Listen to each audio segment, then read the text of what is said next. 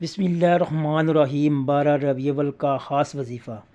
اگر آپ چاہتے ہیں کہ پورا سال آپ کے گھر سے رزق کی کمی نہ ہو تو آپ کو 12 ربیع الاول میں یہ وظیفہ لازماً کرنا ہے۔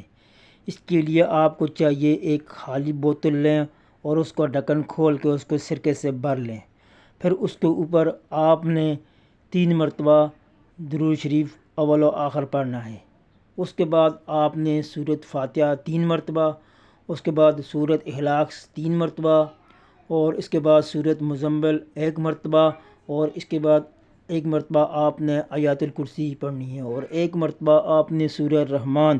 یہ لینتھی ضرور ہے لیکن بہت ہی مجرب عمل ہے، آپ نے یہ کرنا ہے اور اس کے پڑھ کر اس کا ڈھکن بند کر لینا ہے، اور اس کو آپ نے اپنے کچن میں کسی خاص جگہ رکھ لینا ہے، تو انشاءاللہ پورا سال آپ کے گھر سے رزق کی کمی نہ ہوگی۔